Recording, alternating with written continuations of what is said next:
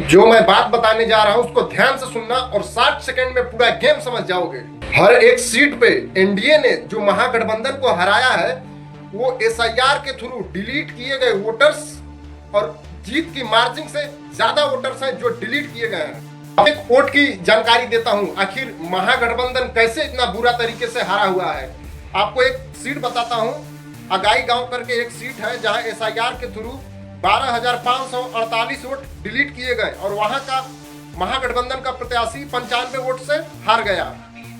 एक विधानसभा बलरामपुर है, बलरामपुर में आपको बता दें कि 17,675 वोट एसआईआर के थ्रू डिलीट किए गए और वहां महागठबंधन का प्रत्याशी 389 वोट से हार गया।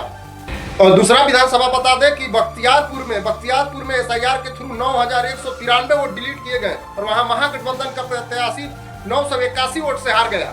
और अब बेलागंज में देखिए, बेलागंज में 15,161 वोट डिलीट किए गए और वहां महागठबंधन का प्रत्याशी 2,882 वोट से हार गया।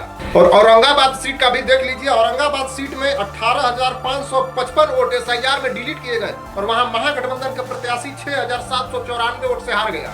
और आपको हैरानी की बात बता दूं कि ये जितनी भी सीटें आपको बताए हैं ये सब पिछली चुनाव में महागठबंधन के पास थी और एसआईआर में लार्जेस्ट नंबर में वोटर काट दिए गए और फिर ये सभी सीटें एनडीए के पास चली गई। और ऐसी कई सीटें, 30 से ज्यादा सीटें मैं एसआईआर से टैली कर चुका हूं और इस लेवल पे यहाँ पे वोट चोरी किया जा रहा है।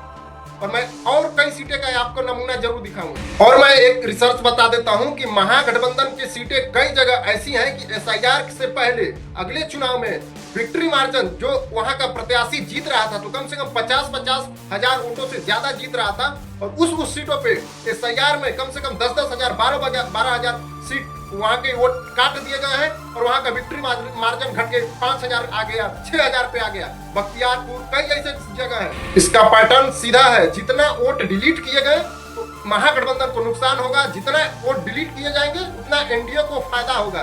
ये स्पेशल इंटेंसिव रिवीजन नहीं, स्पेशल इंटेंसिव रैगिंग था।